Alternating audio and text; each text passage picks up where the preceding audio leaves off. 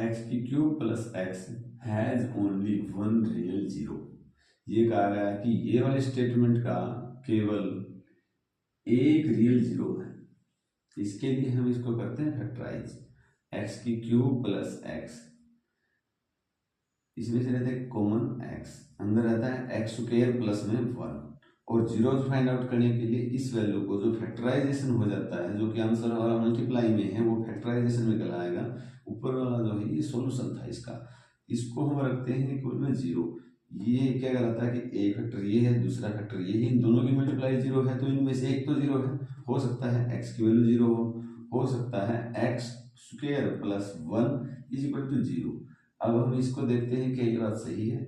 देखिए x square ये हो जाता है उस साइड में जाके माइनस वन, किसी का भी स्क्वायर करते हैं तो वो आंसर आता है प्लस, और इसमें आंसर क्या है नेगेटिव, इसलिए ये तो ट्रू नहीं है।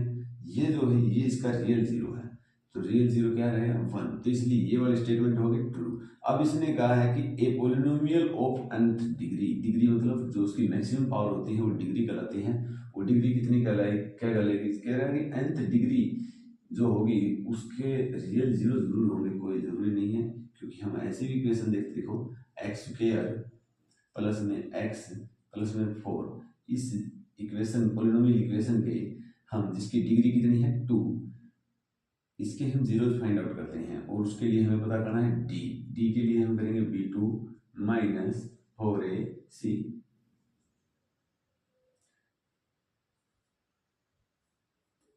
डी रहेगा जो एक्स का कोफिशिएंट है वो बी है, वन का स्क्वायर फोर, ए कितना है वन और सी कितना रहेगा फोर।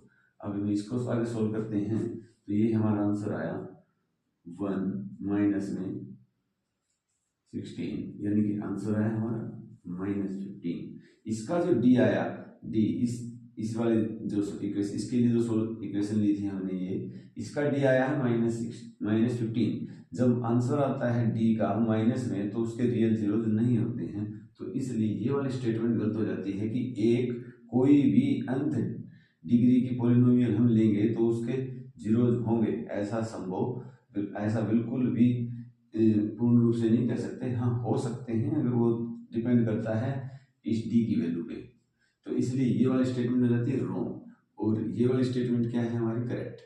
तो इसलिए इसका आंसर क्या रहेगा, ए इज ट्रू और R is false, A is true and R is false, तो आंसर है सी।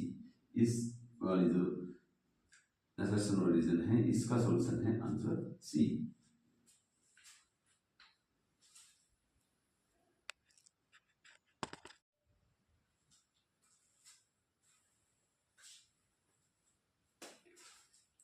एक्स स्क्वायर प्लस में x has only one real zero. इसकी कहा कि इसकी केवल एक ही रियल जीरो है।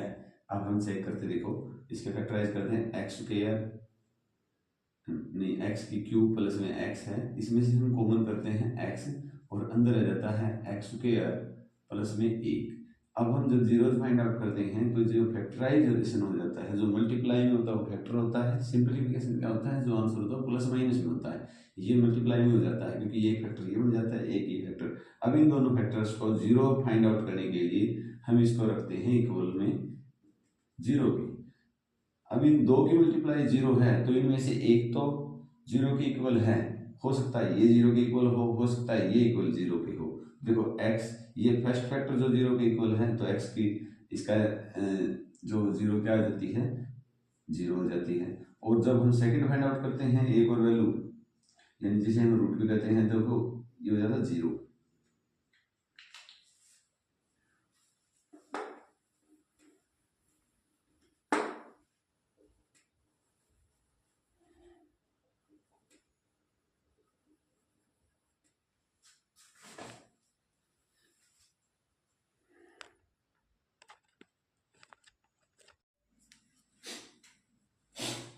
एक्स स्क्वायर प्लस में 7x प्लस में 12 हैज नो रियल जीरोज। इसके लिए हमें सबसे पहले फाइंड आउट करना पड़ेगा डी, d2 माइनस 4ac।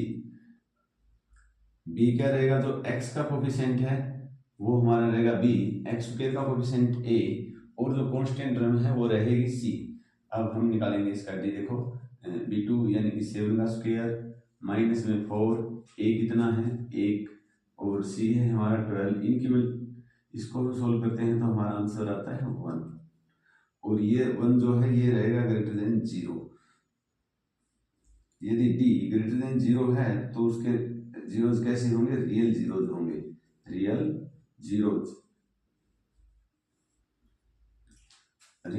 होंगे। और इसमें क्या है, एक quadratic polynomial can have at the most 2 zeros. इसमें क्या है कि एक क्वाड्रेटिक यानी कि जिसकी डिग्री क्या कहते हैं, जो पॉलिनोमियल इक्वेशन होती है उसकी मैक्सिमम पावर को हम डिग्री कहते हैं, उसकी डिग्री अगर 2 है तो वो कहलाएगी क्वाड्रेटिक इक्वेशन पॉलिनोमियल। और क्वाड्रेटिक पॉलिनोमियल के ज़्यादा से ज़्यादा जो जीरोज हो सकते हैं वो हो सकते हैं 2।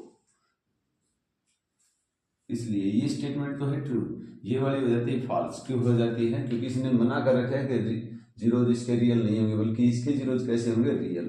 तो इसलिए ये स्टेटमेंट गलत है। ये क्या है, स्टेटमेंट गलत है। अगर नो नहीं होता तो फिर ये स्टेटमेंट क्या होती, ट्रू।